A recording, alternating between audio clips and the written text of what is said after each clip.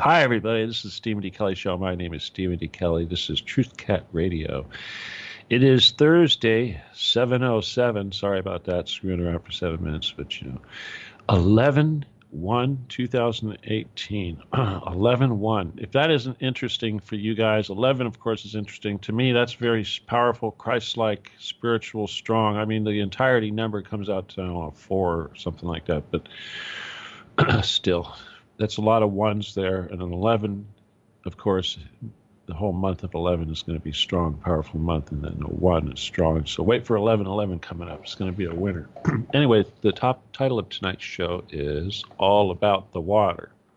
Okay, and as usual, when I do a show like this, it's tries to be inspired. And of course, I have to dig a little bit to try to do things that I think will be educational and worthwhile, because obviously I'm not into just talking about whatever the latest thing going on in the news. I try to ignore that stuff a lot right now because it's so stupid, especially election stuff. But anyway, I did a show about water a long time ago, and I know that we focused a lot on chemtrails and some other issues and whatnot. But tonight, I want to do something a little more thorough, perhaps. And of course, this is not scripted, so I'm sorry if I forget to talk about stuff or I drift off on all kinds of tangents. But I think I should be able to keep this stuff pretty water related, but there's so much you could talk about. You could do water 1, 2, and 3, but I'll try to do the mundane as well as the metaphysical, because obviously with water being the crystal that it is, and we all talk about living water and stuff. We'll be talking about that, of course. It's extremely important on a metaphysical level.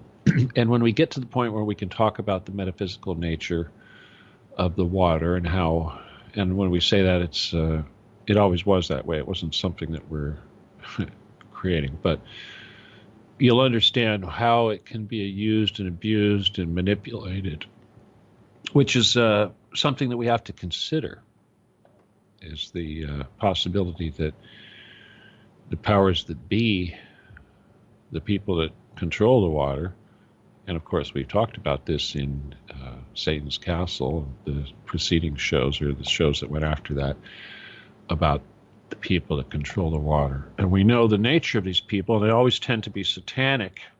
There's that word.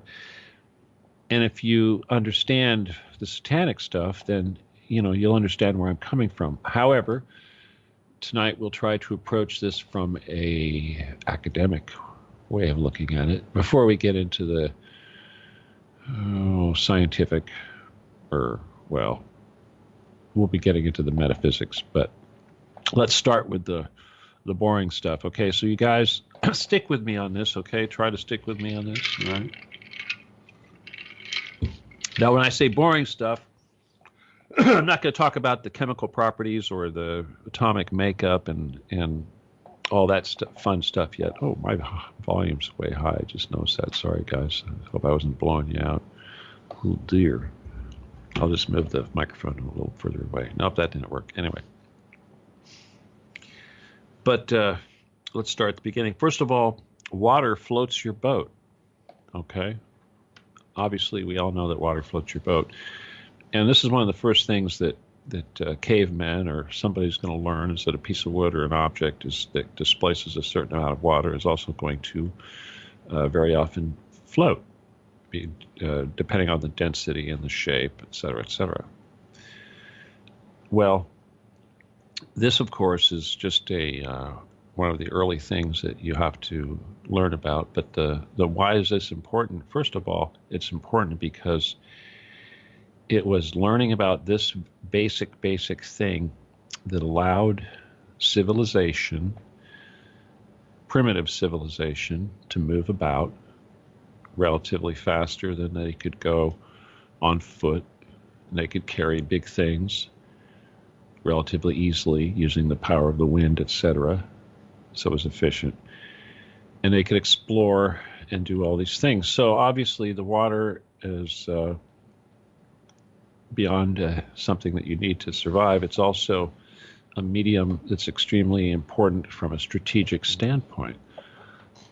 If you're country is surrounded by water, if it has water, does not have water, if it has rivers that are accessible by the enemy that allow them to come and conquer your country, such as what the Vikings did. The Vikings are a really good example of people who mastered the use of water very, very early.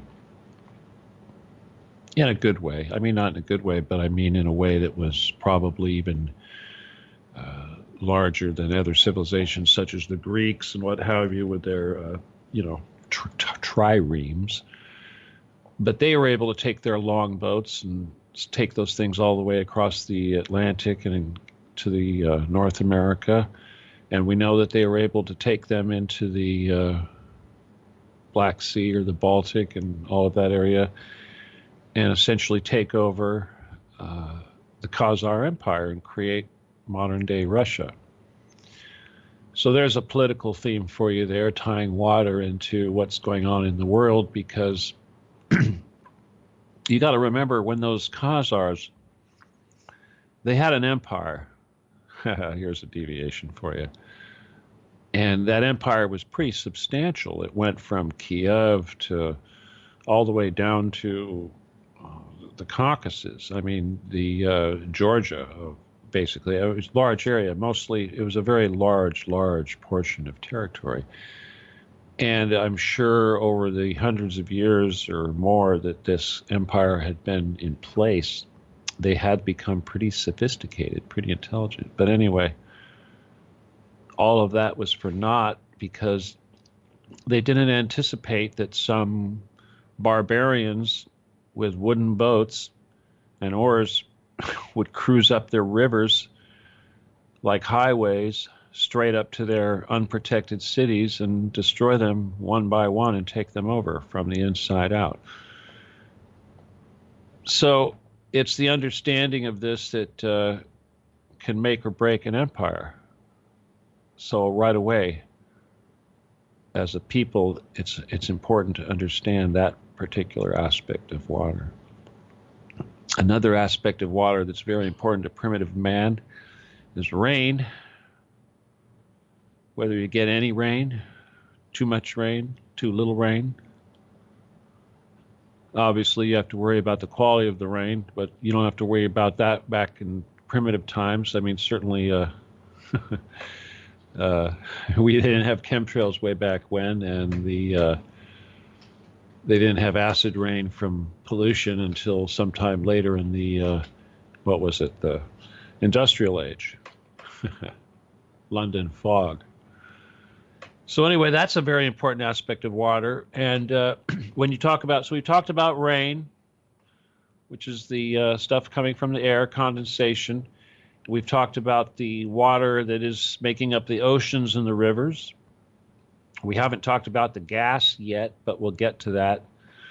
Water vapor. How does water vapor affect ancient man? Let's see. Well, steam. Steam is sort of water vapor, right? That's true. So the creation of the steam engine and the realization that water could be boiled and pressure could be created from the expansion of the gas of the water, becoming gas, and this could drive a turbine or a piston, which could help you move that vehicle up that river to conquer that country, or across that ocean to conquer that country, or across the land to conquer your neighbor. So strategically speaking, the manipulation and technology of the manipulation of water was, again, extremely important. That's some high-tech scientific stuff there. Boiling that water and taking that steam and making it push that piston or make that turbine spin, that pinwheel that is connected to the generator that makes the electricity. It all seems kind of simple, huh, when you think about it, because anybody can take a pinwheel and put it in front of a teapot with steam boiling water inside and make that pinwheel move. Wow. It's some pretty high-tech stuff there. But that technology right there created nations and drove great armies and great navies and they conquered a world with technology of boiling water, high-tech boiling water. What is a nuclear reactor? That's high-tech water boiling. What is a nuclear submarine? A high-tech water boiler. Same thing. The great turbines that generate the electricity that drive our country are just high-tech water boilers. So we are a civilization driven on our technology based on boiling water. Isn't that amazing? It's pretty amazing, I think, especially when we make jokes of people that don't know how to boil water. Trust me, there are people out there that don't know how to boil water. But I digress. Anyway, the point is that, like I said, these shows are inspired. And I think sometimes when you have to learn to understand great scientific concepts, metaphysical concepts, you have to start with the extremely simple things like water. Because we're going to talk about magic tonight and alchemy, transmutation. Oh, welcome all you people that just joined us. You missed all the good stuff. You'll have to go back and hit the recording because I'm not going to say it again. But oh my gosh, we have 2 mail trucks parked outside having interaction. This is bizarre. Sorry, guys. That's what happens when you can snoop on what's going on outside. Oh, by the way, guys, listen. Halloween, people come to your door, nothing better than having a camera. Oh my God, I see them coming down the street. I'm all ready for them. Anyway, so back to the water thing. Sorry. Gosh, where was I? Let me see. I was at the boiling water, high-tech water, nuclear submarines. Oh, yeah, the metaphysical stuff. Well, okay, the magic, yeah. What is magic? I mean, I don't want to skip too fast. I'm just going to jump ahead just a little bit so I can give you guys a little taste of where we're going. But magic, what we call magic here in the West, or instantaneous manifestation, is basically matter or physical reality coming into being instantaneously. Poof, something appears. Now, if you were able to, very manipulate ions of basic, positive and negative ions like oxygen and hydrogen, carbon, and things like that, you could build this car or truck or whatever it is that you're trying to build and cause it to go poof, not because it just came from one dimension to another, but because it was actually constructed by the universe using all of the parts or atoms necessary to construct such a thing. This is transmutation in its highest form. It's also what we call instantaneous manifestation, because that's what manifestation is. It's the universe causing these atoms to become matter, soft energy. Soft matter becomes hard matter. But if understanding water is a very, very key step, because it's the first step. Now, I'm going to talk about salt sometime in the future. I know people go, salt, You have no idea how important salt is to the future, to the development of all mankind. I mean, it's just one of those things. It's like the gold. It's like gold, basically. Now, back to water, though. Let's see. Well, let's talk about the rain part. Okay, there's a couple scientists or great minds, of course, that we associate with water quite quite heavily. One of them, of course, is Wilhelm Reich, who is also very, very important. That's Wilhelm, R-E-I-C-H, Reich. And you'll want to know about him. Of course, he's controversial, but he has a ton of information. You got to know about Wilhelm Reich, but the show's not going to be about Wilhelm Reich. But what we do know from Wilhelm Reich is that he definitely knew about moving positive and negative ions, charged particles, whatever you want to call it, because remember, it's energy, but energy is a particle and a wave. Okay, so you got to remember that. That's quantum physics, but we'll skip past that for the time being. But to suffice it to say is that if you can make it rain by shooting invisible energy into the sky, or you can make clouds go away by shooting the opposite invisible energy into the sky, a positive or a negative, then that is what we call basic transmutation or alchemy. And it's what cloud busting is. Moving orgone. Of course, he called it orgone. Another big guy we need to talk about, and I hope you guys remember to do this, and that is Viktor Schauberger, Viktor Schauberger. That's a good one. Schauberger. Okay. I always get that spelling wrong. I always get the A and the U backwards. I may have it backwards right there. Somebody will have to check it, see. But anyway, Viktor Schauberger, of course, is a German scientist, and if you look at the records or the historical records, such as Wiki, they're going to say something like he was a botanist or a German naturalist. And by botanist and German naturalist, what that means is that he took care of the local forest or whatever it was out in wherever it was, somewhere in Germany. That was his thing. He was the steward of forest territory, obviously botanist. Now, he spent a lot of his time observing water, streams, water flowing through his forest. Could you imagine what a great way to spend time? And of course, his brain was incredible. Germany, hello. But he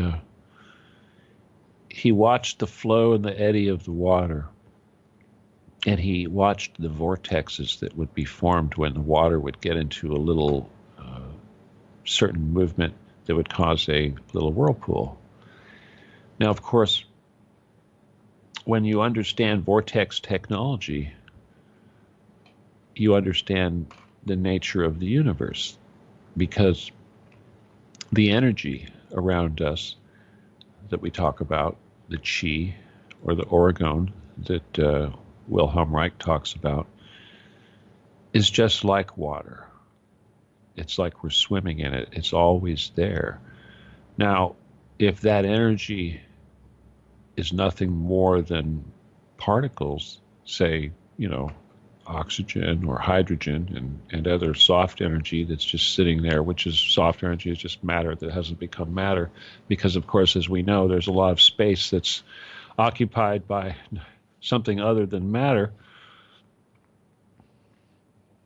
Well, that's pretty important, but I get myself off on these tangents. But what he was able to do, Schauberger in a nutshell, Schauberger shell, was he learned he was able to create flying saucers, what we call anti-gravity. And of course, anti-gravity is not anti-gravity at all. There's no such thing per se as anti-gravity. What there is ion propulsion. Now, we're going to talk about ions a lot. And again, ions, what are ions? They are itty-bitty little particles, atoms, what have you, or combinations of atoms, like H2O, but typically H2O is going to be two atoms. But ions are going to be single units of a compound, like a hydrogen or an oxygen, okay? Or a silver, or a carbon, or a gold, or a uranium, anything of this nature.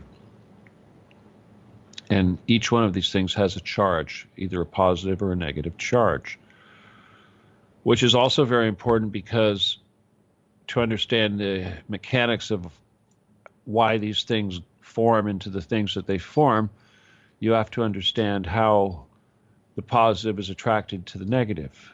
the positive will flow to the negative and will attach itself and connect. So a positive ion is always looking for a negative ion to connect to of the appropriate, combination necessary to create the compound such as H2O. So I want to talk about the H2O, and it's very important because it's when you understand the movement of the hydrogen and the oxygen, and you understand how it's caused to connect or disconnect, and the energy that might be released as a result to cause it to connect or disconnect. This is very, very important. And of course, again, like I said, this is the most basic of all anything that you could basically learn. If you're trying to be a magician, making a cloud appear is the first trick. Or actually, no, I take that back. As a magician, the first trick is to make a cloud disappear. Now, we call those people cloud splitters. They like to look at a cloud and say, look at that cloud. Just watch it. And then it splits into two clouds. You go, good trick. Try it sometime. It's not that hard to do, really, because that third eye of yours puts out a pillar of light that will go and go and go and go. And that pillar of light is that energy. Okay, so it's going to cause. So in other words, yes, that's how it's done. It's you're actually pointing your pillar of light at it and you're beaming energy. The same way that a cloudbuster does the same thing, which is an argon device with lots of crystals and what have you. I'll explain how a cloudbuster works and where that came from, but it's a derivative technology, of course, from Wilhelm Reich. Wilhelm Reich did not, I take that back. Wilhelm Reich created the cloudbuster, but the cloudbuster system that Wilhelm Reich used did not incorporate orgonite the way they are used today. Now, I'm not saying anything is wrong with orgonite because I think it is a natural progression of the Wilhelm Reich technology, which is basically creating layers of dissimilar materials such as metal and wood. He would create a wooden box that had a layer of steel wool inside, between two layers of an inside and outside layer of wood. And this was called a orgone collector.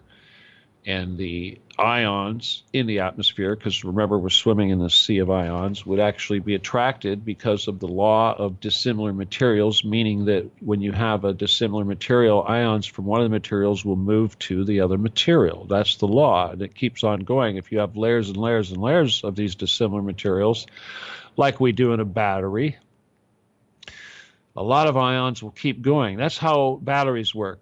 It's layers of dissimilar material, such as, lead and zinc, okay? They're dissimilar enough to cause the ions or electrons to travel from the plus side to the negative side. I know it seems like it goes the other way around, but it actually goes from the battery out and back into the battery, not from the plus side of the battery to the negative node. So it's a little, when you look at it, go, well, it's actually the negative going to the positive. Well, no, it's actually, that depends on where you start. It doesn't matter. Okay, that's like a male and female thing. It's all human. It doesn't matter which direction the energy's moving. Seriously. It's like crown chakra or root chakra. They're both important, right? That's right. So anyway, but there I go off on a major tangent there. All right, let's see. So I guess I'll start with some Wilhelm Reich, and then I'll try to get back into some Schauberger. Well, no, let me start with this. Okay, I'm going to start with the most basic thing. I'll do some metaphysics. Enough of the history lesson. Let me see how many. We got 32 minutes. This. Hang on, I got to check my Skype real quick because I was unable to get my. Oh, there she is. Okay, here she is. I'm going to try to bring her in here because I need her to stand by. Oh gosh, I got to go. See, I freak out and I forget how to do it. Add people to call. Bear with me, people. I've got to add her. Okay. Let me make sure I add the right one. Let's see. Oh gosh. Oh wait, that's not it. Oh jeez. Oh, where's she is. There she is. Okay. Whoops, did I do it? Jeez, make it so difficult. Okay. All right. Got you. And all right. I'll try to remember where. Okay. It's Victor Schauberg. Victor Schauberg. Okay. There we are. Okay. Go ahead and mute for me. Thank you. Okay. Now, again, Victor Schauberger was German. And he, oh, no, I'm sorry. I was going to go back to this other thing first. The hydrogen bonds and all that. Yeah, that's it. That's important stuff. Okay. All right. First of all, oxygen is negative. Okay.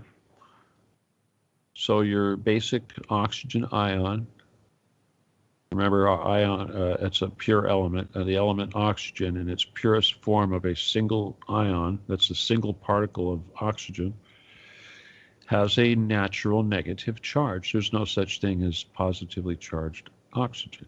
Okay, it always has a little minus sign. Okay, remember that. Now the hydrogen, which there's a lot of out there in the universe, trust me, is positive. Okay, it's always positive. So remember, it's always trying to hook up to the oxygen. It's the horny one. It's trying to hook up to the oxygen. And oxygen, of course, is a larger particle.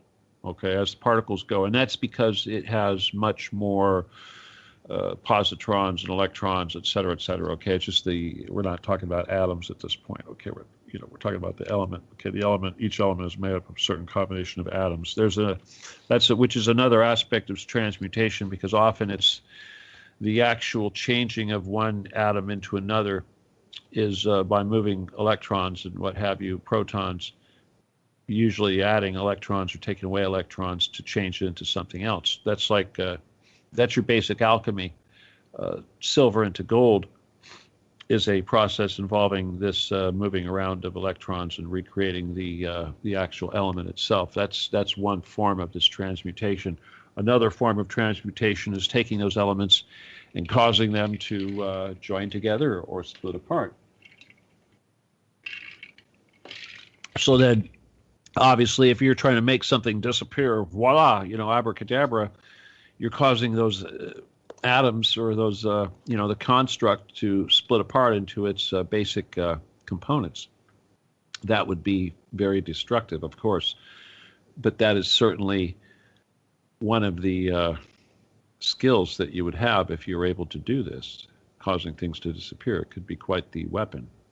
But it's the same. If you can master the magic of instantaneous manifestation, causing the atoms to form into whatever you want, you could certainly cause the reverse.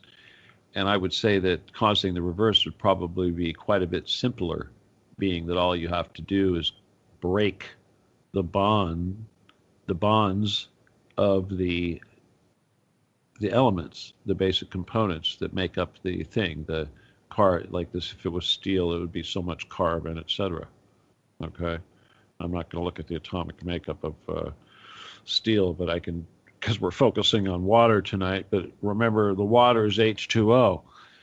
Now, if you look at the water, of course, like I said, we'll envision the oxygen as a ball, and the hydrogen as two smaller balls. And of course, the ball is nothing more than electrons flying around. But for our purposes, it's going to look like a little ball. But anyway, so two of these hydrogens will stick to the oxygen, and they will do this in a very specific way. In other words, they have an angle. They attach to it at a certain angle. I think it's oh gosh, I'm not sure, 21 degrees, 41 degrees, something like that. But anyway, it's very important that it gets this exact angle. Now, when they do this, once the the water has been created, the hydrogen is connected to the oxygen. They look around, or they try to attract themselves to other combinations of a similar structure. So now your basic water molecule, the O and the H and the H, have 4 of these hydrogen bonds. Okay? So that means that each hydrogen of the H and the O will attract two oxygens of another nearby H2O, and they will connect. They will form a bond. And then two other oxygens will do the same exact thing to the oxygen, or two other waters will do the exact same thing to the oxygen of the original.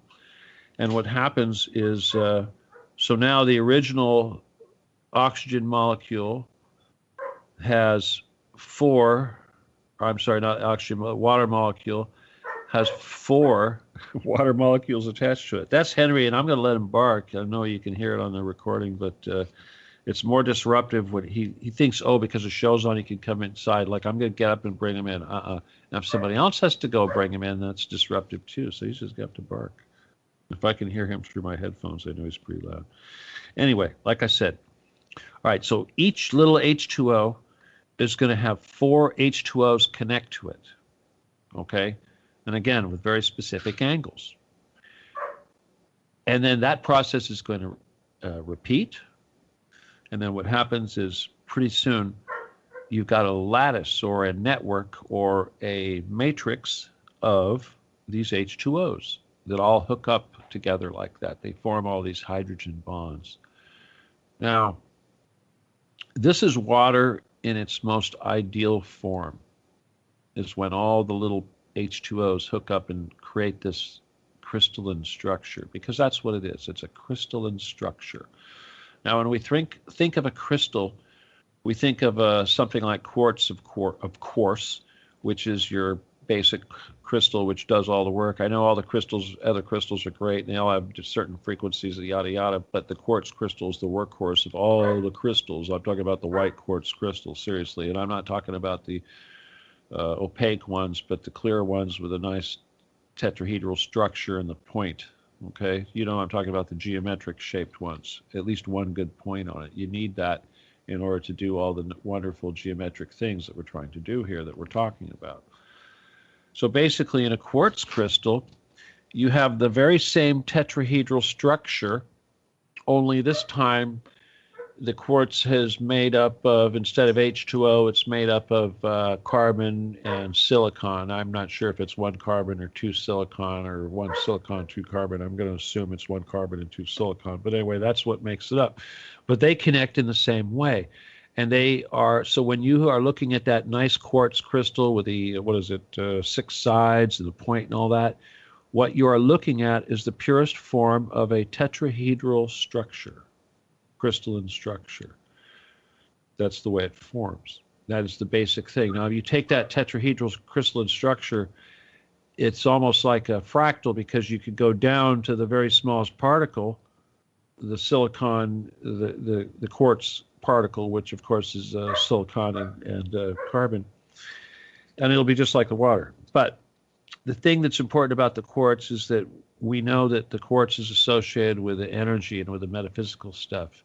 And when you understand the nature of the moving of the water or the particles or the ions or the energy or the chi or whatever you want to call it, because it's all the same thing, you'll understand why the quartz does what it does, and you'll understand why when water is in its purest form, it will do the same thing as the quartz. Now, obviously, we know that the quartz is used for storing information. Very often we know that we take quartz, and in metaphysics, we often will use a quartz to cleanse or to heal. It has certain characteristics. And it's the ability of it to basically absorb like a sponge because of the tetrahedral structure, which will explain how that works, which allows it to do that. And water will do the same thing in its purest form, or of course, like they call it, living water or structured water. Okay, so structured water or living water is water that has all the hydrogen bonds connected, so it's formed a fluid, and this is a key word here, a fluid yet connected medium, or bunch of matter, if you will. there was a good point I was trying to make here, and I just lost it. It was having to do with the quartz crystals and something similar. Let me see the structure. The living water. Uh, no, let me see here. Let me see, what was it? The living water. Oh, yeah. Okay, well, let's get back to the tetrahedral structure. Okay, now the thing about the tetrahedral structure. Now, I don't know if any of you guys understand or you know what pachinko is, but pachinko is that game where it's a Japanese game where they have a bunch of little steel balls, and they're you knock them into a vertical thing, and they fall down and bounce around between a bunch of pins and go in a bunch of little. It's like a pinball machine, if you will, which of course is another device. And the idea of that is it's entertainment. But anyway, it uses these bounce around balls. So you can imagine energy as these little particles, which works the same way. All right. So in other words, let's say you've got, you're attracting. You've got this dissimilar, the law of dissimilar material, like what's his name, Schauberg was talking about. So you've got all these little ions floating around you, these little energy ions of these basic little things that you're trying to move. For this point, electrons, positrons, positively or negatively charged ions that you're trying to move. The orgonite will attract it because of the steel and the resin that goes into it, the dissimilar. And once it gets to the crystal acts as a lens, if you will. The point on the crystal is a focusing lens. It's a culminating lens. And what it does is it's just like a reflector on a flashlight, where if you have a light bulb, you always put the light bulb at the focal point of the parabola, which is, shape that you'd know about if you took a little algebra. But basically, all of these reflectors and these flashlights are parabolic, which means that if you create a light source at the focal point of the parabola, that all the light will come out very parallel and go out in a beam, if you will. So the crystal works the same way. The point of the crystal is intended to take this ambient energy, which is being collected and concentrated in this orgone device, and the energy is goes into the point of the crystal because it's just like light that is focused inward, and the point of the crystal causes this stuff to go down in a straight motion. Now, when the little particles of the ions, the energy, go into this matrix or this lattice, this crystalline lattice, what happens is they bounce around inside of it, because remember, there's all of these bonds and these H2 of all the H2Os, the way they bond, and these bonds act just like the little pins that the balls bounce around in on your pachinko machine or your pinball machine. Same thing, like a bumper. Just like a bumper in a pinball machine, it's going to cause them to bounce around. But what it does is it causes them not to bounce around so much, but it channels them down a path deep into the crystal, out to the other end. And it channels them, the path that it channels them into causes the balls to go in a circle as they move downward, or a helix, if you will. Helical pattern. Now, this helical pattern can be clockwise, or it can be counterclockwise. And there's actually a third pattern, and I'm not going to get into that right now, but because that's kind of complex. But this is your male and your female energy right here. Okay, the up and the down. So what this means is that a quartz crystal can act as a pathway or a filter, which is actually causing the particles to come out the other end in a beautiful, parallel, straight, clean, spinning, or remember, it's going to have a nice little orbit if you will, a helical path. And this is the nature of energy. This is how it travels. So this is what the orgonite does. It acts like an air cleaner that basically collects these particles around you, the positive or negative, and forces them through the crystal, and the crystal basically filters them and causes them to come out nice and structured, if you will. So you're structuring the energy around you, just like you like to have your water structured, same thing. Now, back to the water. Gosh, I want to jump into Schauberger, but let's work on Wilhelm Reich. Now, when Reich learned how to move these ions by creating his boxes, what he did was he knew that water had a charge, a certain type of charge predominantly. I'm going to assume that it's, let me see, probably, because there's 2 hydrogens to every oxygen, I'm going to say that the charge of water is primarily positive, if that makes sense. Okay, so let's say that as a medium, the overwhelming energy is a positive ion energy.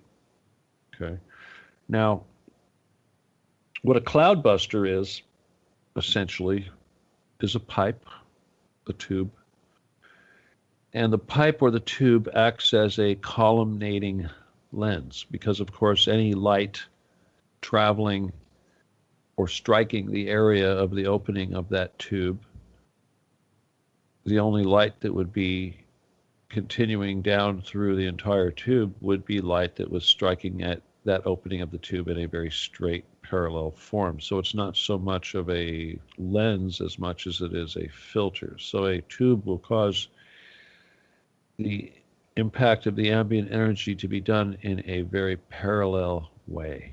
Okay, so what he did was either 2 things. He would put a quartz crystal at the bottom of that tube, and that's all there was involved. However, the modern cloudbuster devices will take that very same pipe with a quartz crystal at the bottom, and with the point, of course, facing upwards, because remember that quartz crystal point is the collector. So all the light coming down that pipe will be forced to focus and be collected by that crystal. Now, the other thing, like I said, the modern devices will take that thing and put the whole thing in a bucket. Let me see, what is it? 6, 7 of them, I believe it is. Yeah, 1, 2, 3, yeah, 7, I believe. Yeah, 7. Brian, yo, dude, is it? Let's see, 1 silicon. Okay, well, oxygen and silicon. Thank you, Brian. I wonder what carbon is. Oh, carbon's diamond. Yeah, that's right. What is carbon? Hey, Brian, is diamond? Look me up diamond right now. Okay. Anyway, okay, he would attach. The other thing he would do is he'd take those pipes and he would attach a tube to the pipe. Oh wait, back to the structure. Okay, typically when he would take these pipes, he would arrange them in a pattern that was a crystalline pattern, or a shape of a star of life, as we say, flower of life. That's it, flower of life, meaning 6 in a, what is it, sectagonal shape, polygon, with 1 in the center. Okay, now that is a basic geometry. And if you have the circle in each one of these, obviously, if you increase the size of the circles, you'll see that is the flower of life. So that basic geometry is very, very important, because energy travels in a hexagonal, or that's how it travels. It's just, that's the nature of the universe, basically, is that shape. I think they call it a grid. It's very, very common.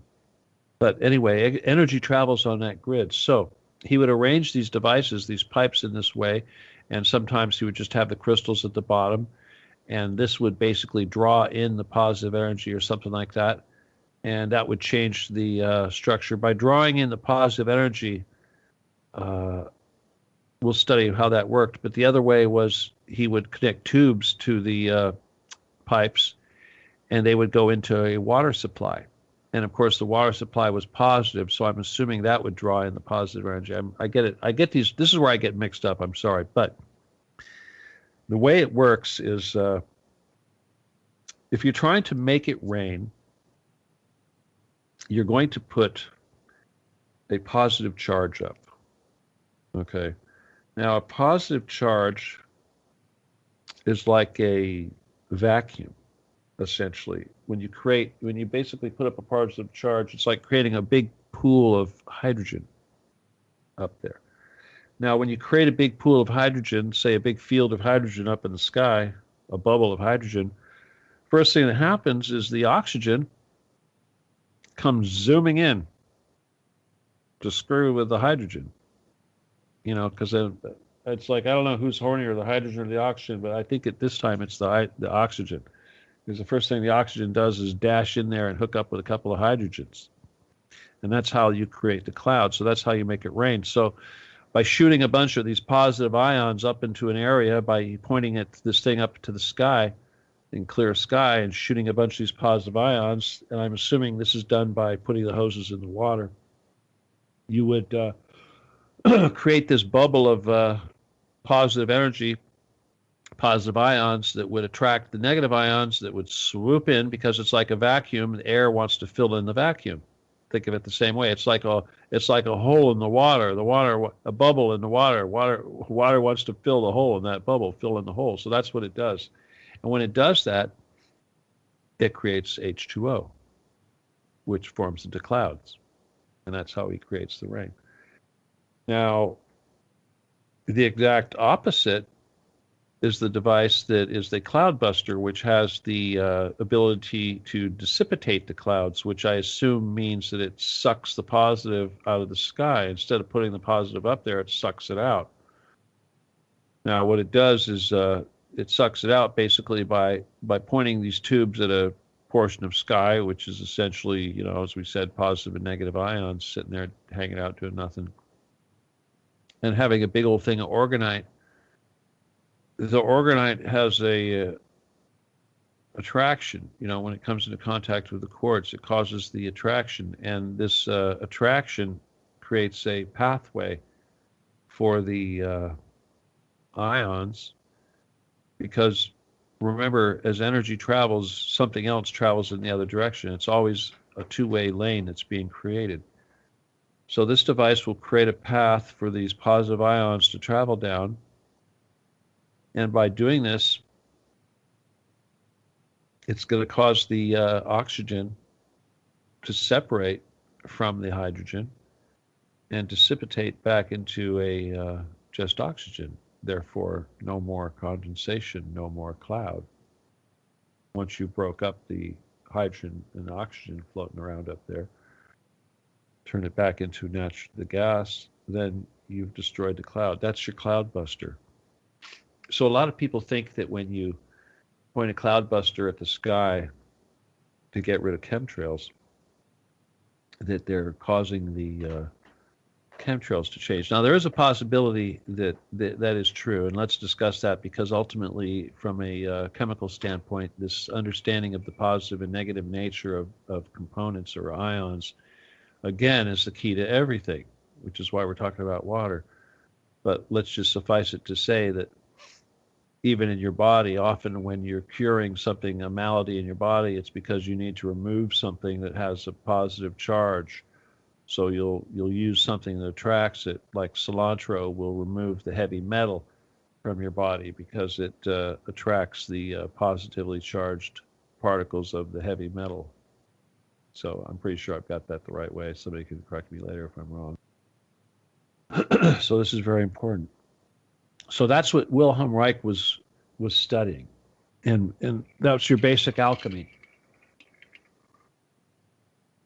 Now, anytime we have a device like that, like a cloudbuster, you have to understand that anything you can do with a device, you can do with your brain. So obviously, if you build this cloudbuster device, a person with the brain, with the third eye open, that's able to move energy through their body in both directions, and able to focus through intention, which is a very important thing that we're going to talk about very soon, will be able to do the same thing as a cloudbuster pointed at the sky, either cause a cloud to form or cause it to break up. Most common is to cause it to break up. It's kind of like, it's typical for mankind, learning how to break things. Yeah, sure, basic psychics can break up clouds, but making clouds, that's a little harder. It's just like taking an atom, and instead of taking uranium and blowing it up and making an atom bomb, let's see you take that ions and create the uranium out of nothing. That's a good trick. We're real good at making ions separate, but we haven't learned how to make the ions get together. It's like I said earlier, if you understand that, then you can cause any complex structure to form out of thin air. If you can, but sooner or later we're going to learn how to make things disappear into thin air. I know we've done that already. I know I've seen that used on the Trade Center. Obviously, I think they used X-ray lasers on the Trade Center, which probably made some of the steel actually turn into vapor. One of those things. But that's a transgression, a digression. How much time we got here? Oh, look at that. We're already an hour into the show. Okay, hang on. Let me just cover this a little bit more. Okay, we got we're going to talk about Schauberger next, which is pretty important. Wilhelm Reich, of course, you want to read about Wilhelm Reich because he helped us with really understanding these things. Tesla, of course, is very important too, but Tesla worked with energy, pure energy. There was no water or what have you involved. Schauberger does make a certain water connection, and obviously, or not Schauberger, I'm sorry, Wilhelm Reich did make a water connection, although tenuous, because it's all started with this box thing, but it's still there. Now, Schauberger, on the other hand, he took his study of water and he actually was able to create turbines that would operate free. Diamond is made up of repeating units of carbon atoms joined with 4 other... silicon? All right, we'll talk about that later. Anyway, we're going to stick with water. Okay, listen, it is break time. And I'm going to go ahead and bring in our break, but stick around because obviously we're going to talk about Schauberger. There's other stuff I need to talk about too because we haven't even gotten to the whole intention thing. And ultimately, like I said, when you understand the tetrahedral structure and the quartz, you'll understand how the water works the same way, and the intention or the ideas, the information, is very much involved in the movement of the molecules and the atoms, just like we said earlier. When with the with the path, there's always something going in each direction. Okay, so let me unmute. Oh, you're already mute. Okay, go ahead and unmute so I can mute. And everybody, we're just going to stop for about 5 minutes or so. It's thank you. It's all yours. There you go. Thank you. Good evening, everybody. Welcome to the Stephen D. Kelley Show on truthcatradio.com. Thursdays night, 10 p.m. Eastern Time, 7 p.m. Western Time. Join live on air by tuning in at www.truthcatradio.com. Prosim pozor, your attention please.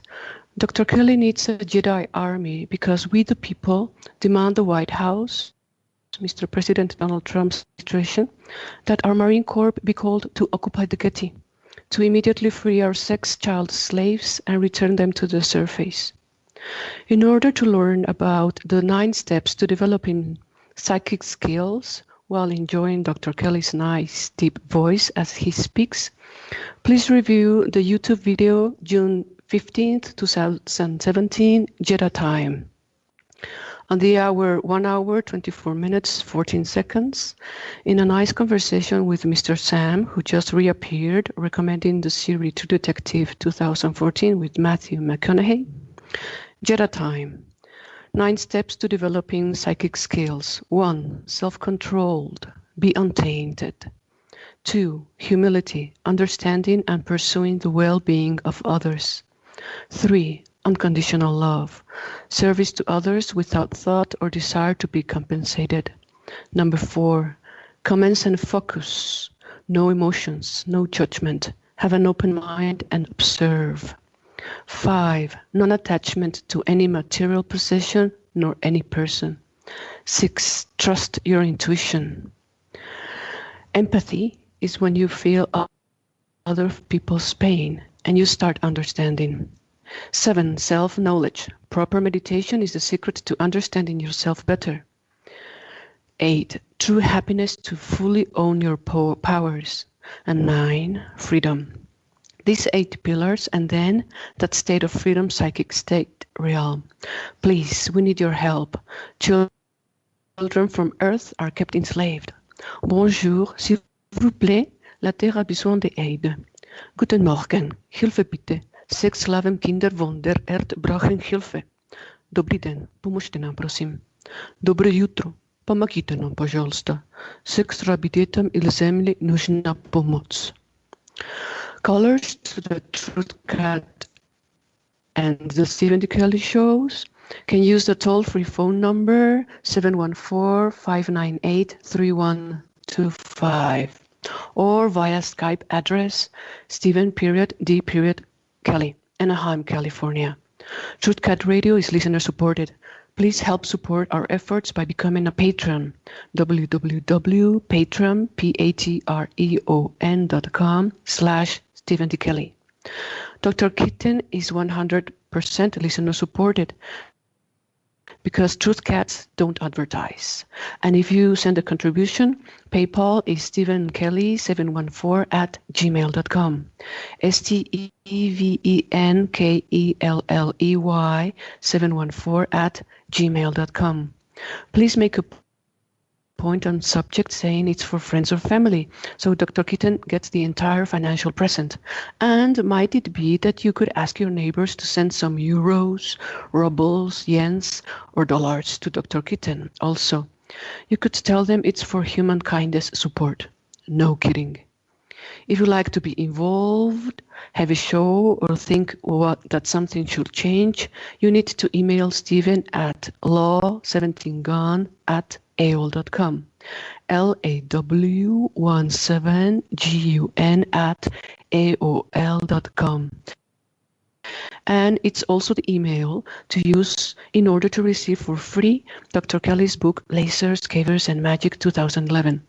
If you want to buy the new revision, Cities Under the Plane, that is available on Amazon or Kindle edition for under $7 US.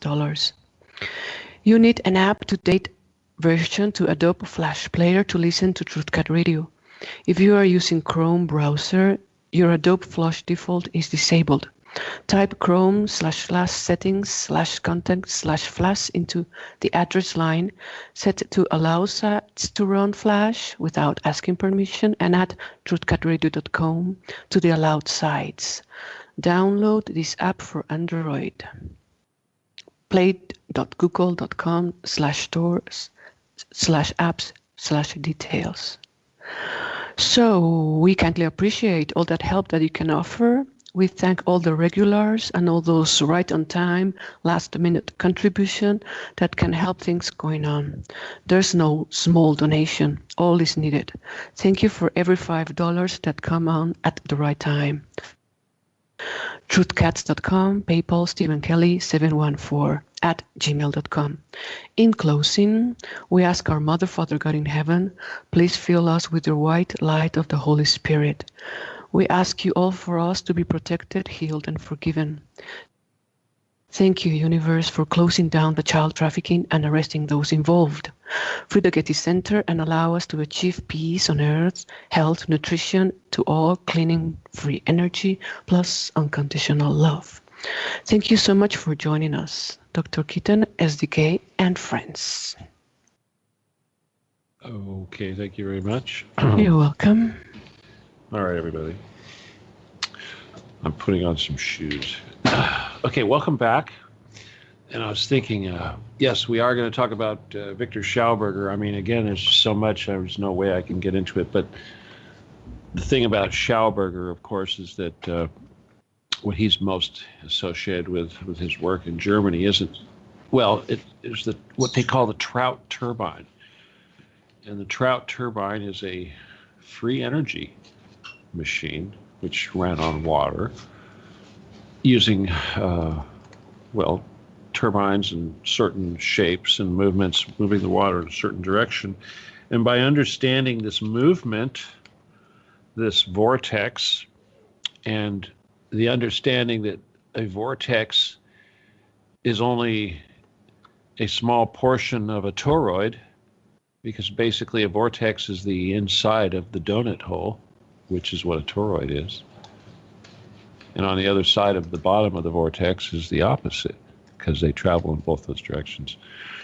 But when something goes down a vortex, it comes out the other end going in an opposite vortex and eventually spins around and creates the big donut that we know until it finally returns into the original vortex and spins down into that, what's those things that they have that go across the country? Tornado. That's what a vortex is, a tornado. Obviously, if you buy a vacuum nowadays, they like to use the vortex technology to collect all the dirt. And the reason is because, here's a good one, because a vortex will cause other material around it to get caught in the vortex and also travel in the vortex. The same way something going down a drain in your tub will spin around in a circle as it goes down, like the hole in the middle of the ocean that the seafarers were afraid they'd sail up to, and they'd go down that bottomless pit of some vortex out in the middle of nowhere. But that's real, of course. But gosh, the thought of the boat traveling down the vortex is really messed me up right there. Anyway, the point is that by understanding this reoccurring thing, by causing the water to go down or the ions to go down into the shape you knew, and knowing that it goes back up in this other shape, you could create a vortex. And by creating a vortex, you can create an anti-gravity device, or a UFO, as they like to call them, which is basically something that has positive ions on one side and negative ions on the other. So remember, we learned from the Cloudbuster that the positive ions pull. Okay, it acts as a cavity or a vacuum, and we know that nothing likes a vacuum. It wants to fill the vacuum. The hole in the water always gets filled. Well, the positive ions creating the hole in the water that is the energy always gets filled.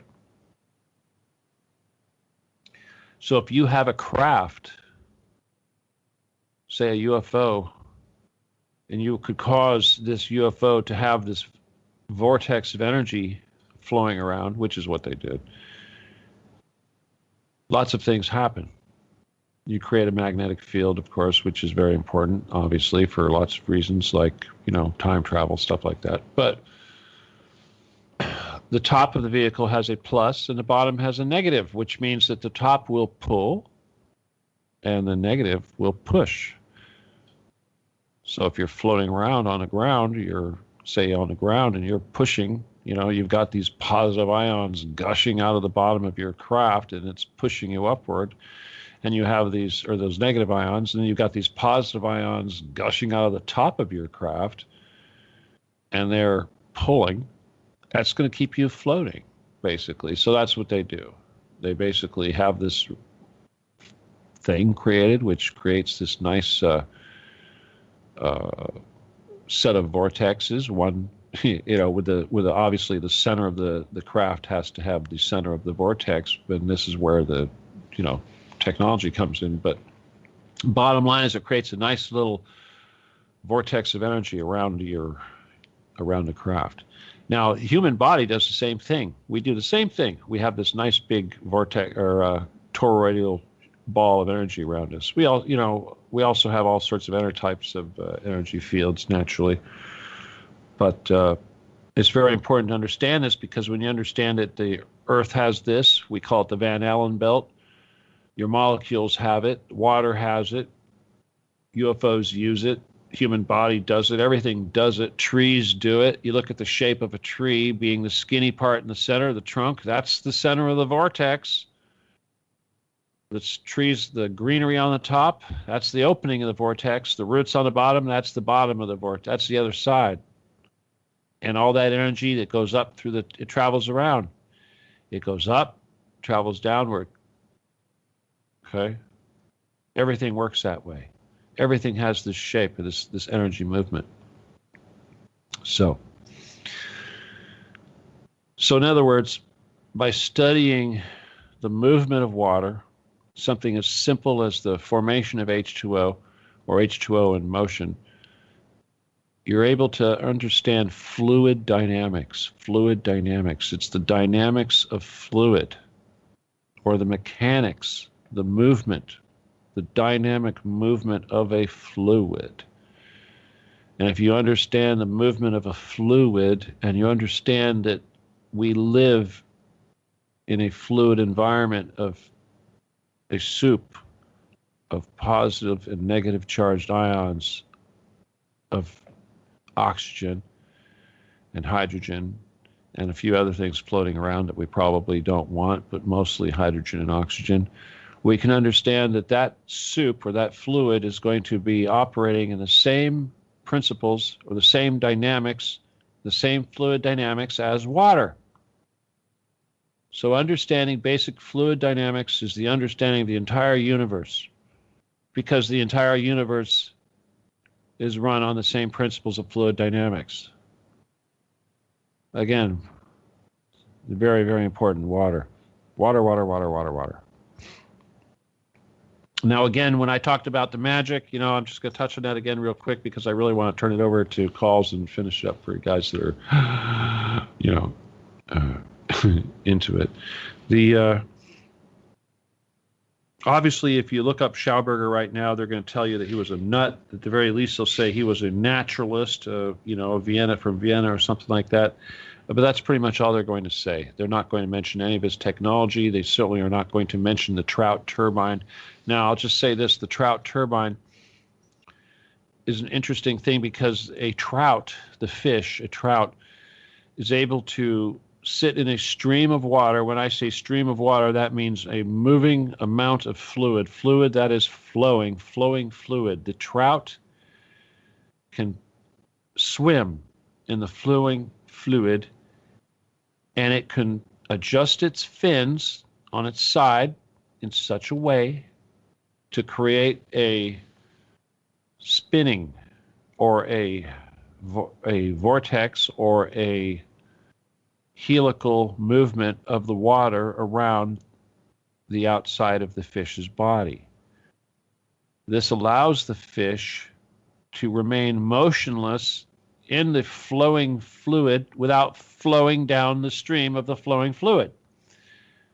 This is a trick that the trouts do. Now, good old Dr. Schauberger, of course, being the naturalist that he was, had plenty of time to sit and gaze upon the flowing fluid of the Vienna forest and observe the trout doing its thing in the flowing fluid and adjusting its fins in such a way to remain motionless in the flowing fluid. This is a very good trick, to remain motionless, because remember, the trout isn't flipping its fin to remain motionless. It's just adjusting the shape. Now, if you get the water spinning or turning, this is really it. Now, this is where we get into cooking with magic, and very important. And I'm not going to get into the male and female energy stuff too much, but let's suffice it to say that the clockwise motion is the best. And when we say best, I'm not saying one is bad, but let's just say that one has more beneficial properties than the other. But remember, this is like saying that the battery, the negative terminal of the battery is the bad terminal of the battery. It doesn't work that way. They're both very important. It's like there's like the North Korea is the good Korea. The only good whatever. North Korea is the best Korea. No. Anyway, but the back to the flowing fluid. But what we do, by observing the trout, he learned that the fluid would be caused to, which was traveling in a relatively straight pattern, parallel motion, would be caused to spin around the body of the trout and cause the trout to be able to stay motionless. This is a good trick. He adopted this technology, but the same thing we learned from water that is not structured. We know that if we spin the water or cause the water to go into a helical spin or a vortex, that we will cause the water to become bonded through it. In other words, if the water it's not structured and is not alive, it's because it does not have its hydrogen bonds made. And the best way for it to allow it to make these hydrogen bonds is to have it flow into a whirlpool. And it's this flowing into the whirlpool that gives a river its life. It's what causes the water to become structured and living and to be able to contain the information. Now, I want to get back to this information thing because remember I told you he who controls the water also controls the information. In other words, I talked about cooking real briefly. I'm not talking about cooking, but when you're stirring your food, you're stirring your pot, you're cooking, always stir in a clockwise motion and never cook food when you are feeling hateful or negative, because those intentions will go right into the food. And unless you're trying to make a witch's brew to do negative things to people, I recommend you stir that food clockwise all the time. Never counterclockwise. Well, if you stir it counterclockwise, just stir it clockwise a little bit more, okay? Same thing when you make your beverage. People say, oh, you put your water in the microwave, or you do this, you do that, you break down the hydrogen bonds. Yes, that's true. But if you stir it clockwise and you give it a little bit of love, you'll put it back together, okay? We can restructure this stuff with good intention and with the proper motion. Remember, the clockwise motion is very important. So by passing the water through a tube that has a channel or pieces of metal in there twisted, if you took a piece of flat metal and you twisted it to like a noodle, but you twisted it in such a way that the water flowing through the tube would have to spin in a clockwise way, that water would come out of that tube structured the same way that the ions flowing through a crystal in an orgone device or such a thing come out the other end structured. Okay, so there's your fluid dynamics, very important. Now, as I said, the witches will do nasty things like spirit cooking. Spirit cooking is fluid. They use fluid, body fluid, because the fluid contains information, genetic information, code, intention, parts of that person, whatever. Sperm, breast milk, urine, whatever. I'm sure they have some saliva in there too, but I guess that's where the drinking part comes in when you mix it with your saliva, whatever. But anyway, point is that they do this because they are transmuting or transmitting intention. So now let's think about that for a second. You're drinking Coca-Cola or Pepsi, and they're putting fetal tissue in the Pepsi and nasty things like that. And who knows what else they're doing. Budweiser, you're drinking Budweiser, and it's in this big factory. For all you know, that Budweiser is in a big tank that's being stirred counterclockwise with nothing but evil intention being pumped into it with, say, symbols and things like that. Because we know by studying Dr. Emoto, who's another person you got to learn about if you're going to learn about water and structured water and living water and intention, you got to understand Dr. Emoto, who died here not too long ago. But so the point is that if you have a company like a soft drink manufacturer or a beer company or a company selling you bottled water, and they're taking it and they're processing it in a way like a witch putting it into a brew and filling it full of evil intentions and then selling it to you, what do you think's going to happen? It's just like when you drink Budweiser, everyone gets angry. People go, yeah, Budweiser makes you angry. Why do you think that is? It's intention. It's the program that was put into the crystalline structure of the fluid that you're consuming. Because the crystalline structured fluid can carry the information. Now let's take it on a bigger scale. Let's look at your companies that put the water out. Hell, let's go back to the pyramids. We all know that a pyramid is a big orgone collector. It was made out of limestone and granite, which are dissimilar materials. We also know that the outside of it was white limestone, and the other stuff on the inside was some other kind of limestone, which are dissimilar materials. And we know that dissimilar materials cause energy to flow inward. And we also know that when you create a pyramid or a polygon, a geometric shape like that, it acts as a collimating lens, forcing the ambient energy from all around downward and inward in a columnated fashion, like a lens, like you're using a magnifying glass to burn an ant, same thing. Or a laser, more like a laser per se, because a magnifying glass doesn't really work as a collimator as well as something that has a shape, like a parabola. We talked about a parabola. A parabola has a complex shape. We use complex shapes to collimate. We call them aspherics. They're not spherical, they're aspherical. That's more complex than a parabola. Yeah, there's some heavy-duty mathematics involved in creating aspherics. But bottom line, the pyramid collected all that energy from around the air, the sky, the cosmos. In fact, we know that those pyramids were shaped or laid out in a pattern which represented a star cluster. And we know that the light coming from that star cluster probably was they were trying to collect that energy coming from those stars. And obviously the light coming to you from a star is extremely parallel. And they were trying to collect it like a detector collecting light from a laser, which is exactly what it is. A very large detector. Now, what happened when that energy was collected by the pyramid is it was focused downward and inward, and it took a couple things. First of all, there was the king's chamber, which of course had layers of granite with air spaces between. Again, that acts as a collector, a big orgone box. So in other words, tons and tons of energy were being focused inward to the king's chamber, to whatever was inside the middle of that king's chamber.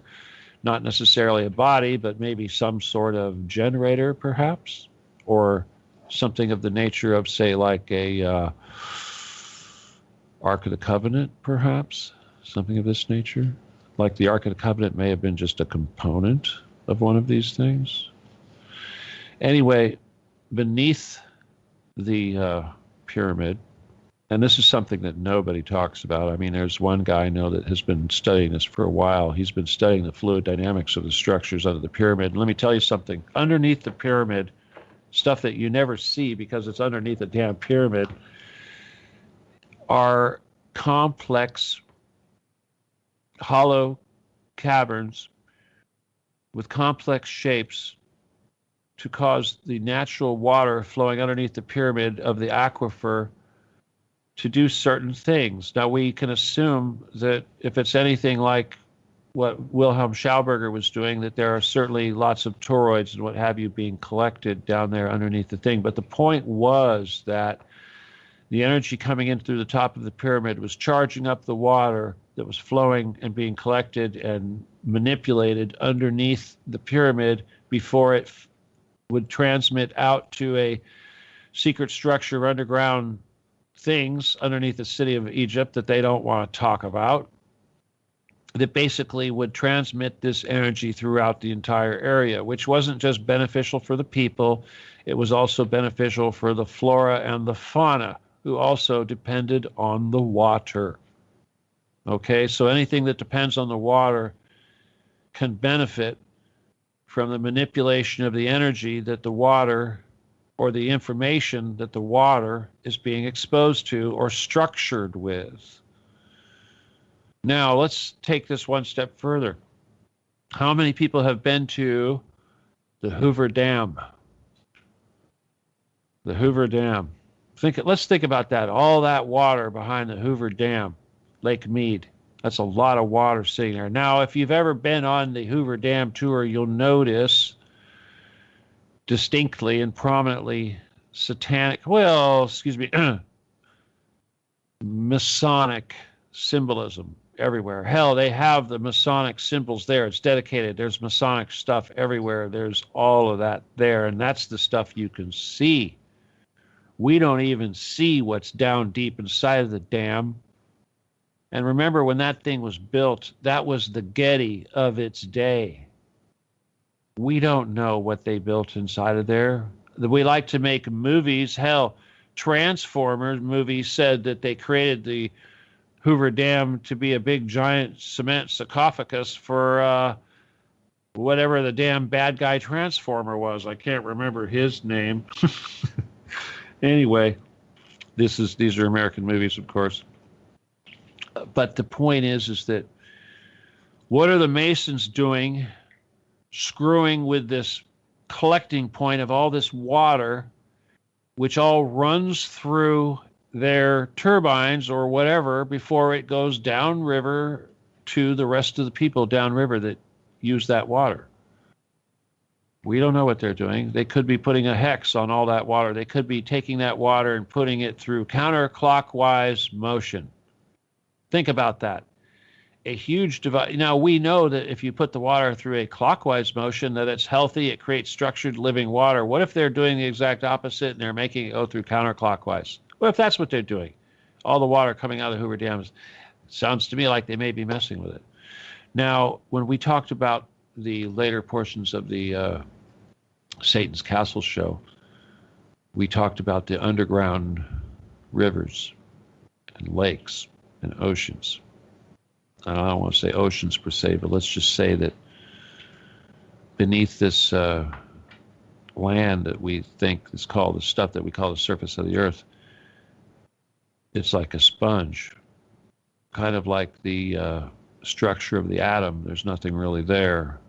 You know, we think it's solid, but isn't. Well, the earth is sort of similar, which means that there's all sorts of cavities, kind of like in a sponge. There's all sorts of bubbles and stuff. The earth is the same way. You know, very, maybe not quite like a sponge, but there are quite a few bubbles in there. And these bubbles typically are filled with water, great bodies of water. Now, this water is ancient. It's been there forever. It's collected. And it's said to have special properties. Now, what are those special properties? Well, I don't know. I would say that special properties are probably good intention and none of the negative bullshit that we're exposed to here on the surface. So we can assume that everybody distributing our water on the surface is doing everything they can to make sure by the time it gets to us, it's designed to promote evil, if you will. That sounds silly, but that's basic witchcraft. And remember, that's basic alchemy too. So if you understand that most magic starts with water and the ability to move water, you'll understand that the ability to move water and encode it with your information, your desired information, that's what witchcraft is, good or bad. I don't want to give it a negative connotation, but magic or just godlike power, the ability to create, is based on the movement of these ions and the ability to encode the structures of these ions with information, because obviously that's a very big part of everything. And information is no more than intention or an idea, a thought. When you put a orgone device together and it has a crystal inside of it, it's very important that that orgone device is put together with nothing but loving and good intention, because you're programming it, and once it's encased inside of that resin and metal mixture, it's going to hold that intention. It's stuck in there. Now, when we program a crystal, typically that program won't stay in there very long. It flows out, much like the same way the balls on a pachinko machine. They may get slowed down a little bit as they pass through the matrix, but they're going to come out the other end eventually. Anyway, I'm going to kind of wrap it up so we have a few minutes to chat, because I know there's a couple of people that probably want to, but understanding the nature of the movement of the ions, the positive and negative electronic charge of each particular ion and how that causes them to interact, and knowing that the crystalline structure is capable of producing not only strong structures like steel or diamond, but also a fluid like water.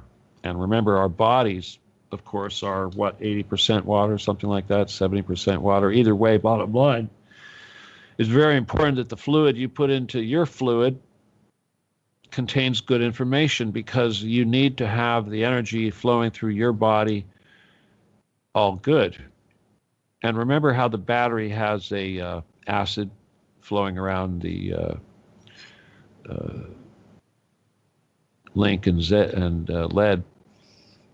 This allows the transmission of that energy. It's a electrolyte, and that's all it does. It allows, by electrolyte is basically just a fluid which allows the movement of electricity or electrons.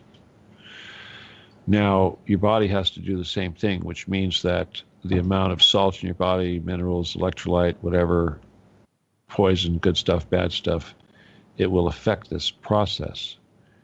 And that's why the chemtrails that we are being dumped on our air, into our water supply and our plants and everything, are containing these horrible things, these heavy metals, because the heavy metals make it almost impossible for water to assume all of its hydrogen bonds. So yes, the heavy metal poisons in our body need to be removed so that the water in our body can have these hydrogen bonds, so that we can be crystalline in structure, so that we can process the energy as a coherent laser-like device, as opposed to a hit or miss organic sponge, if that makes any sense to you.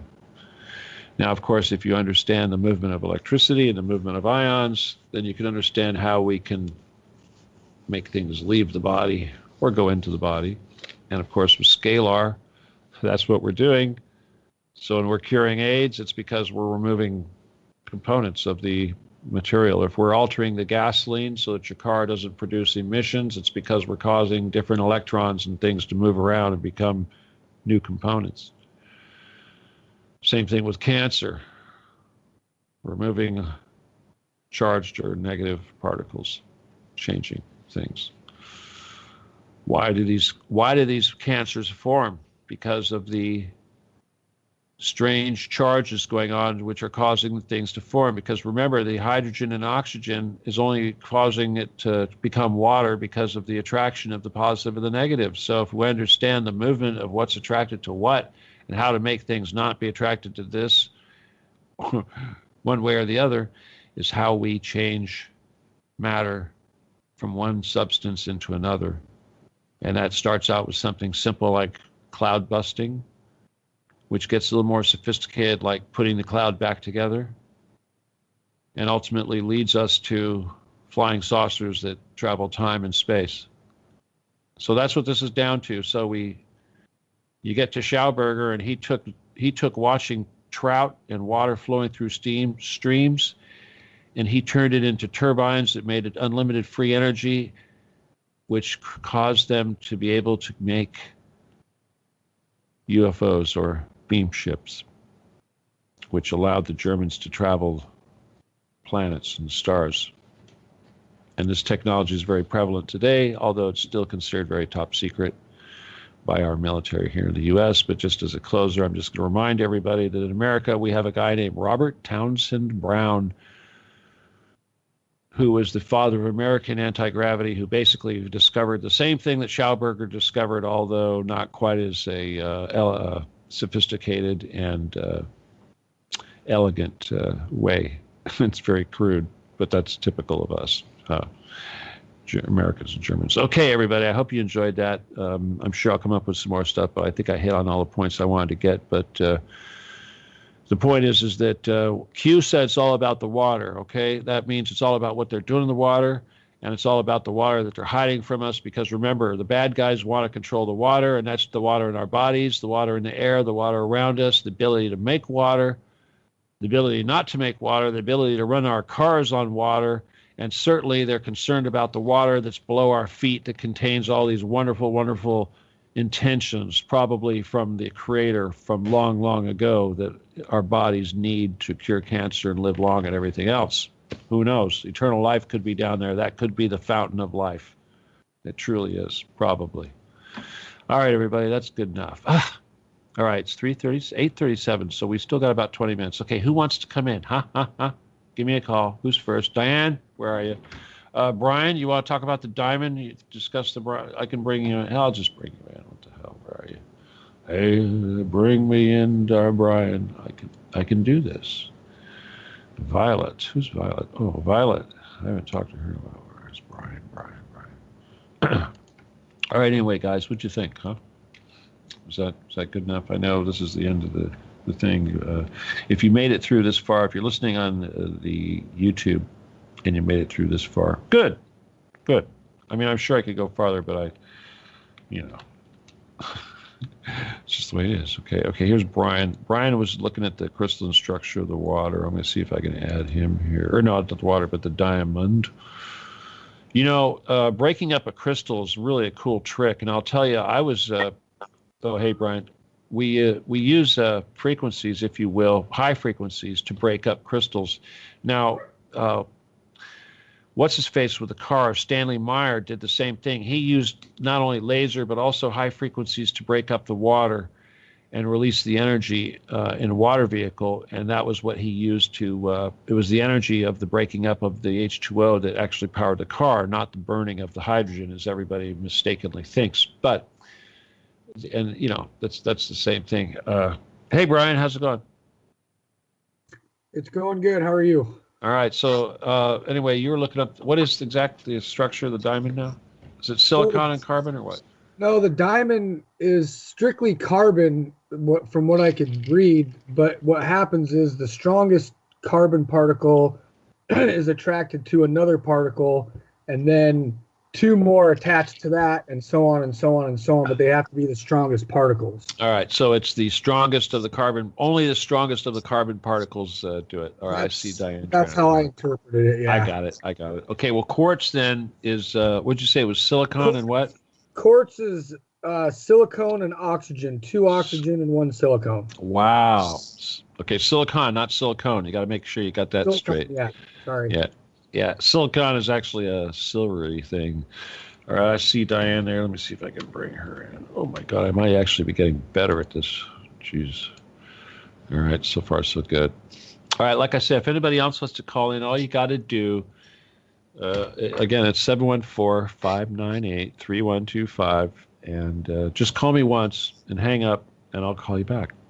Oh, Cynthia, if you want to call and say hi, make sure your volume's good and all that, but you're certainly welcome to call in. Who else ever? Oh, RD, if you're out there, I don't see you, certainly give me a buzz. Anyone else? Oh, let me look at the listeners. Hey, Diane, how you doing? Fine. Oh, we got somebody from Hawaii listening. Kailua, Kona, Hawaii. Wow. Just joined us. How about that, huh? Oh, hang on. I got to give some shout outs. Shout out to Irene. Hi, Irene. Shout out to Irene. Forgot to say hi, Irene. I hope you're listening. I know some of these people, this show cuts out all the time. Does it do that for you, Diane? Does it cut out? I don't think so. Never. Well, for some people out there, it cuts in and out, and it's unfortunate. I think they're using their phones or whatever, but who knows? So what's going on? Did you have anything special you wanted to share with us, hopefully connected to what we're talking about? Okay, so I, know that when you use essential oils when you're going to massage a person, you have to do clockwise. Right. So that I agree with. And then also when you massage a muscle, you massage clockwise. Right. And then another thing is that you're not supposed to do counterclockwise.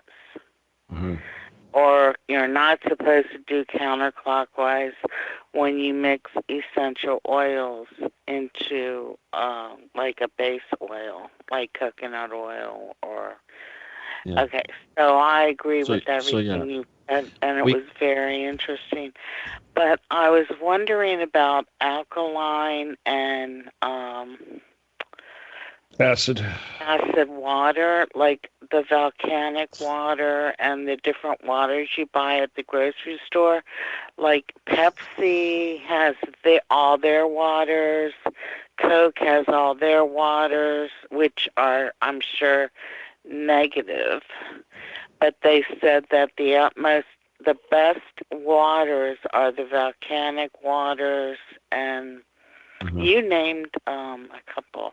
Well, Fiji, of course, is a very good water, but anyway, the best water, of course, is the stuff that's like a few miles down underground that we can't get to. So hopefully someday we will. And there's also a lot of gold down there. So I think there are some elements that we really would like to have in our water, such as silver and gold dissolved. So, and that's like your ormus or your monoatomic gold. We'd like to have, if we're going to be taking monoatomic gold, we'd like to have it in our water, like so much monoatomic gold in our water. And I doubt we have that much of it in the water that we get because the processing probably removes it. Bastards. What do you think? Right. No doubt. And the plastic containers that too. they put them in. Yeah, that leaches stuff into the water. Yeah, all these nasty, nasty things. Well, unfortunately, you can repair it. There's certainly things you can do. Like, for instance, holy water. Let's talk about holy water for a second. Everyone thinks, well, that's strictly Catholic Church. But no, that's not true. Even Sylvia Brown, who I think is kind of satanic, preached the benefits of holy water. Only she said that you would make holy water by basically taking an amount of water, putting it up in the sun somewhere, leaving it out in the sun, and then every once in a while you go up every hour or so, you'd stir it clockwise and pray over it, give it good intentions, then you'd repeat the process every hour. And this is how they made the holy water. So technically all holy water is water that is filled with these intentions. And it's extremely effective. So the exact opposite of holy water, of course, is going to be the crap that we're getting served by the damn witches that are running all of our countries. So it's like if, like we said, we got a bunch of Satanists that have been trying to run our water supplies for a long time. They obviously know something that we need to know, and that's why the show, because Q says, watch the water. It's all about the water. Like I said I told people, you want to know who the cavers are? Find out who controls the water. Right? Right. And the volcanic water is underground. Well, no, they have it in the grocery store. At least I know, but it comes from underground. See, that's that's the water we like. It's supposed to be the best one. Uh-huh. There's best Korea. North Korea is best Korea. It's most alkaline. They say that it's better to have an alkaline water versus an acid. Yeah, cancer loves an acid. We know that. But, I know when I was living in Anaheim that they produced all their own water from the local aquifers that they replenished from the Santa Ana River. And it was a very alkaline. The water was very alkaline, so it was very healthy. What's the water like out in Arizona? Is it nasty? Yeah, you don't want to drink the faucet water. But I was going to say something that she just brought up about the alkaline water. The Fiji water that you're talking about, that's a silica water, which is right, high in silica, very low alkaline, and you need both. But you can get this 88% alkaline water. You can buy that in the grocery store now. And I was going to say, if your body's in an alkaline state, cancer can't even grow. Yeah. I want to say this about the silicon in the Fiji. Again, remember, the show's about the water, and the water, what's in the water controls your body. And the silicon, the Fiji water has a very high silicon dissolved particle content, just like we said. With silicon, it's the same thing that goes into making the quartz crystal, right? Now, this silicon... Again, obviously, think about that for a second. If it's going into a quartz crystal and it's in your water, it's probably affecting the silicon structure or the tetrahedral structure. But the bottom line is that the silicon in the water will remove the aluminum in your body, which is obviously something that you want to remove because it's bad for you.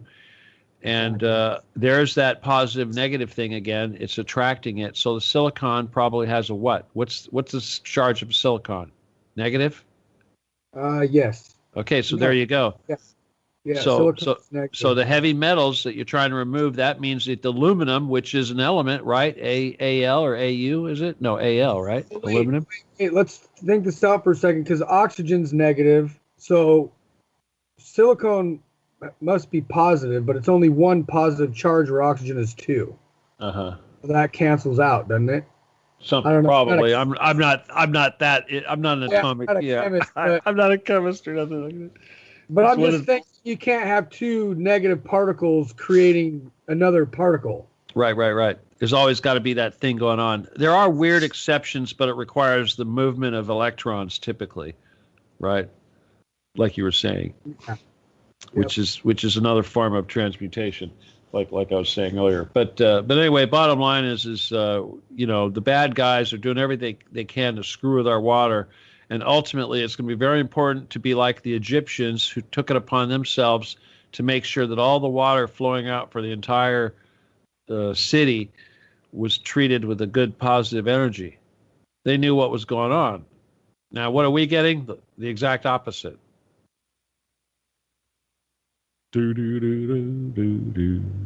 I saw something where you can take bar magnets and attach them to each side of your faucet, say on your shower head. Yeah. That will redirect the water clockwise, so when it comes out, you can take your shower in good intention. I'm sure that works. I heard the same thing. If you take a blender, obviously spinning clockwise, and you put big old giant magnets on each side of the blender, that you can do that too. You can doing incredible things with the fluid that you put inside of that. Can you imagine the structuring you could do? Because with a blender, you're creating a damn vortex. Right? Wow! Imagine, huh? Yep. A magnetic encased vortex of fluid. You could probably talk about.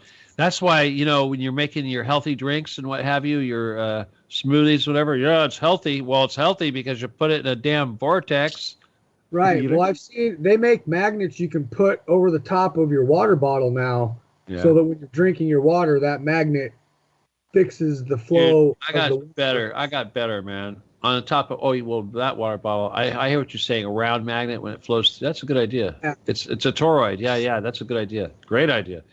A donut. So basically a magnet donut fits over the top. You got it between your mouth and the rest of the bottle. Ooh, that's weird. Exactly. So when it passes the magnet, it changes the water to the correct position. Now, one of the things that I do, of course, is I have a piece of an organite device, which is shaped like it's from the inside of a funnel. So it has a tit-looking shape, if you will, with a marble at the apex. And the marble, of course, being a round piece of glass, also is a columnator. It's a focusing lens. Same thing. Takes the ambient, focuses it downward straight into the crystal down inside.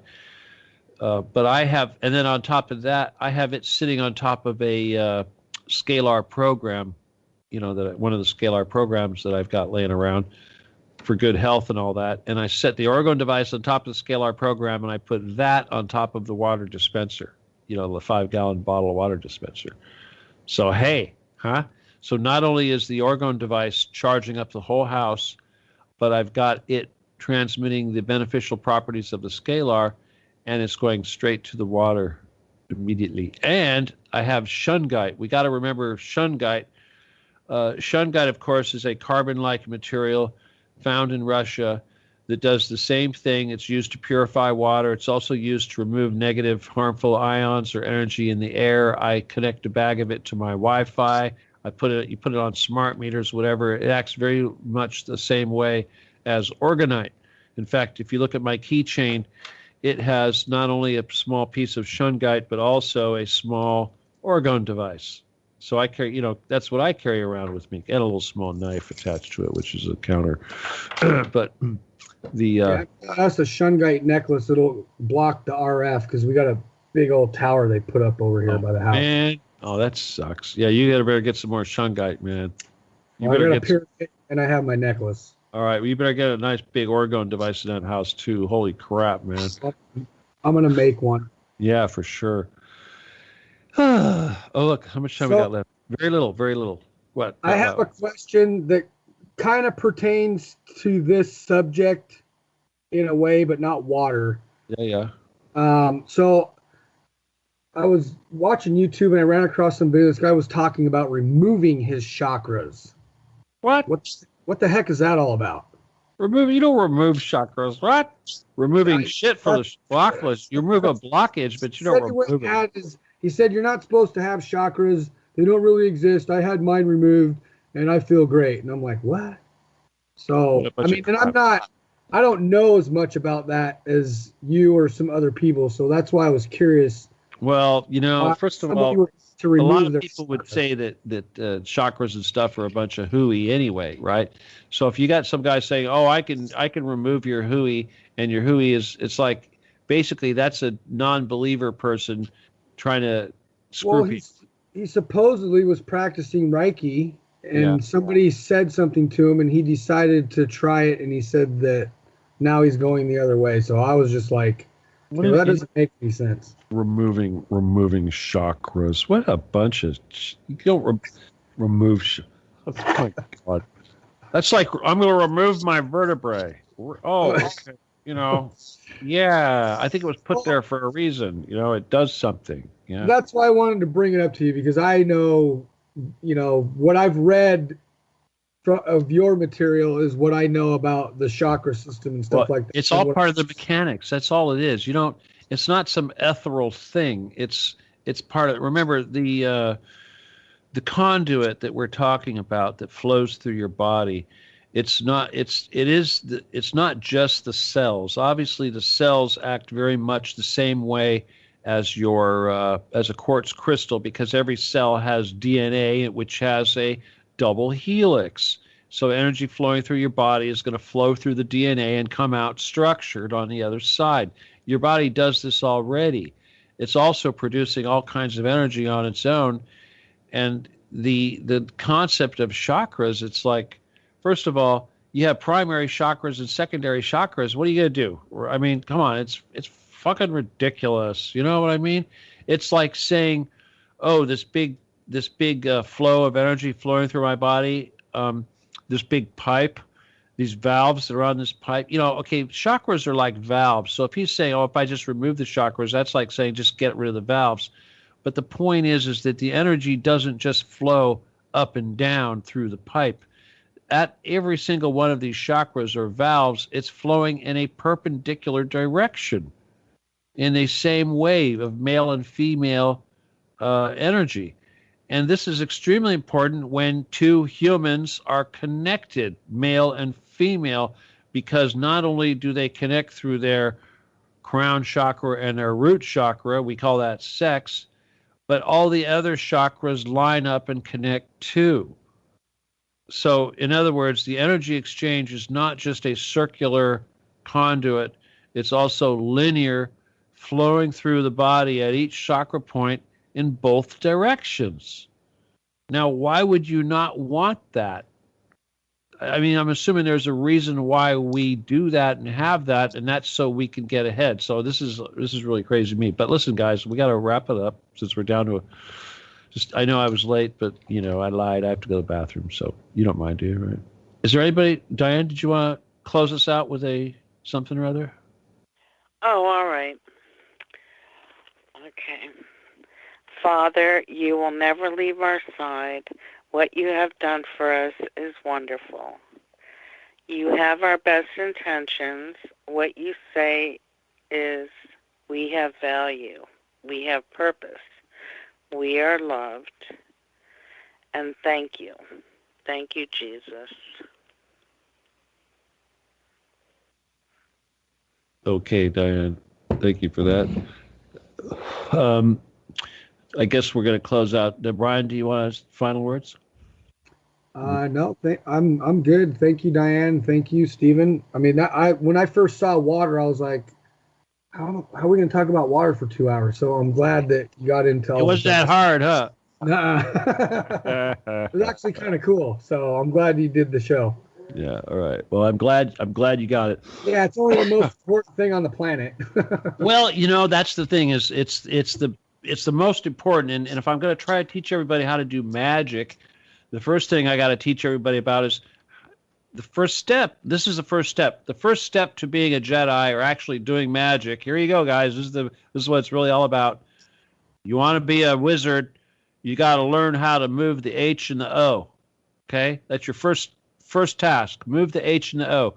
Get the positive and the negative to move in either direction, and then learn about putting your thoughts into that direction too. But that's what we do. This is what it's all about. So this stuff gets physical when you start moving matter or elements around and causing the universe to create out of nothing or to destroy. Okay, so that's the power we have. That's the power we're trying to learn to be able to have again. And some of us will have it before others, and that's why we have shows like this, so you guys can start learning how to do these things that we all forgot how to do, such as magic. Okay. Oh, caller 808. No, I'm sorry, but I'm going. Okay, jeez. Hey, Stephen, real quick for the listeners, What? you were talking about that salmon wheel. Yeah. There's a show on Netflix on one of the animal shows, and there's a guy in Alaska that made one, and they actually show it where he puts this wheel in the water, and as the salmon come up, he collects them and throws them into a bin. Exactly what you're talking about. Yeah. What a dick. Well, anyway, there's another. What a dick. There's also, you see, that's another thing about Schauberger is he created another turbine which basically causes the water, and this is really simple. They do it in backwards countries. You get any little bit of water and you get it to flow into a whirlpool. You create a whirlpool, and when you create a whirlpool, you put your turbine at the bottom of the whirlpool. And you generate the electricity. So boom, there's one of the most efficient electricity generation systems in the world. And, it's amazing. This technology is slowly working out into the third world, and it's amazing that it hasn't already. But listen, everybody, hang up on me, okay, so I can close it out, all right? Okay, everybody, adios. Good night. You too? All right, there we are. All right, first of all, I want to thank all of you that tuned in.